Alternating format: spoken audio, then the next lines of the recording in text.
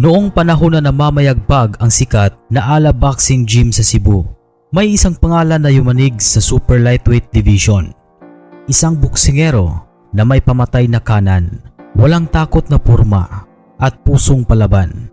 Siya si Jason El Nino Pagara. 41 panalo, 3 talo at may 26 na knockouts. Marami ang naniwala na siya ang susunod na magiging world champion ng Pilipinas pagkatapos ni Manny Pacquiao.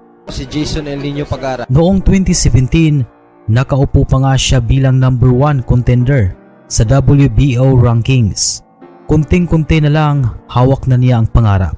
Ngunit sa isang iglap, ang maningning na karera ng pambato ng Maasin City ay biglang naglaho. Nawala sa rankings at tuluyang naging anino na lamang sa mundo ng boxing. Saan na nga ba ang boksingerong si Jason Pagara ngayon? Bakit sa kabila ng kanyang talento ay hindi siya nakasungkit ng mailap na world title? Alamin natin ang buong katotohanan sa likod ng kanyang pagbagsak at kung nasaan na siya sa kasalukuyan. Ipinanganak noong July 17, 1992 sa Maasin, Southern Leyte, si Jason Pagara na maagang namulat sa hirap ng buhay. Sa edad na 18 taon, noong 2006, pumasok siya sa professional ranks. Dito na siya napansin ng tanyag na ala promotions. Sa ilalim ng pangangasiwa ni Michael Aldiger at sa gabay ng mga batikang trainer gaya ni Edito Villamor, unti-unting hinubog si Jason upang maging isang world-class destroyer.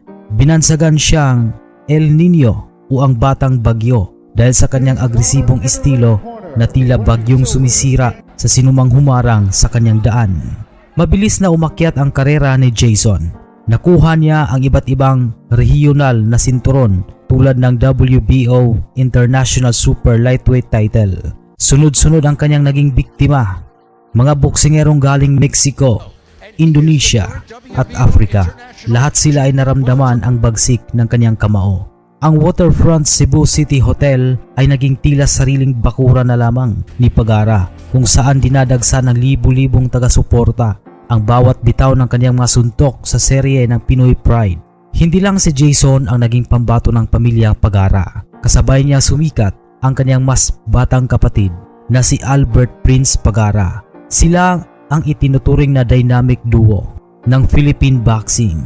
Kung saan may laban si Jason, nandoon din si Albert bilang co-main event. Noong taong 2015 hanggang 2016, umabot sa rurok ang kasikatan ni Jason. Lumaban siya sa Dubai at maging sa Stop Hub Center sa California, USA.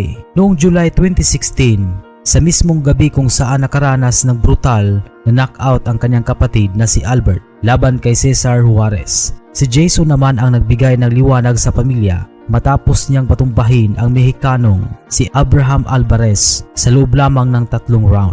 Sa puntong ito, napasa kamay ni Jason ang pagiging WBO number 1 contender.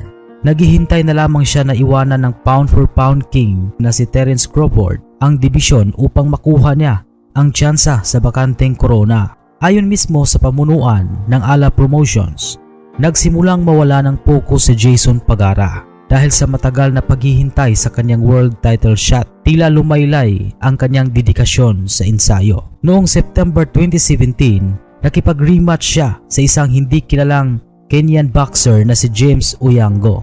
Ang laban na inaasahang madali para kay Jason ay nagtapos sa isang madugong split draw. Kitang-kita sa laban na yon na wala sa kondisyon si El Nino. Dahil dito, binigyan siya ng Ala Promotions ng isang make or break na pagsubok. December 2017, ipinadala si Jason sa tanyag na Korakuen Hall sa Tokyo, Japan upang harapin ang undefeated Japanese fighter na si Hiroki Okada para sa bakanting WBO Asia Pacific Super Lightweight title. Bago pa man magsimula ang laban, natalo na si Jason sa timbangan. Tumapak siya sa weigh-in na lagpas ng halos 12 libra sa itinakdang limitasyon. Dahil dito, hindi na siya kwalipikadong makuha ang sinturon kahit manalo pa siya. Sa loob ng ring, naging masakit panoorin ang kinahinatnan. Dahil sa kawalan ng tamang kondisyon, naging mabagal at daling target si Jason para sa matitinding kombinasyon ni Okada. Noong ika-6 na round, itinigil ng referee ang laban sa isang technical knockout na pagkatalo para sa Pilipino. Ang pagkakatalong ito ang tuluyang nagwakas sa kanyang pangarap. Inalis siya ng WBO sa World Rankings at hayagang sinabi ng kanyang promoter na marami pang ibang boksingero ang mas karapat dapat bigyan ng pagkakataon kaysa sa kanya dahil sa kawalan niya ng disiplina. Samantala noong 2018, sumubok pa si Jason na bumalik. Lumaban siya sa kanyang hometown sa Maasin City laban kay Willem Rek ng Indonesia at nanalo sa pamamagitan ng puntos. Ngunit muli, hindi niya nakuha ang tamang timbang. Nang mag-expire ang kanyang kontrata sa Ala Promotions, nagpa siya si Jason na iwanan ang gym na nagpalaki sa kanya. Noong unang bahagi ng taong 2019, pumirma siya sa isang US-based manager na si Morris East sa pag-asang mabibigyan siya ng bagong simula sa Amerika. Samantala noong January 2020, nagtungo si Jason sa Las Vegas at naging sparring partner ng sikat na kampyon na si JC Vargas para sa paghahanda nito laban kay Mikey Garcia. Marami ang nag-aakala na ito na ang simula ng kanyang pagbabalik. Ngunit pagdating ng March 2020, tinamaan ang buong mundo ng pandemya ng COVID-19. Nagsara ang mga boxing gym, nakansila ang mga laban at tuluyang gumuho ang operasyon ng Ala Boxing Gym sa Pilipinas. Ang momentum na hinahanap ni Jason ay tuluyan ng natunaw. Ngayong taon, opisyal lang itinuturing na inactive o retirado na si Jason Pagara sa professional boxing. Sa edad na 33 years old, malayo na siya sa kasikatan at sa maingay na hiyawan ng mga tao sa Cebu. Habang ang kanyang kapatid na si Albert ay patuloy pa ring sumusubok na lumaban sa ibang bansa upang isalba ang kanilang pangalan.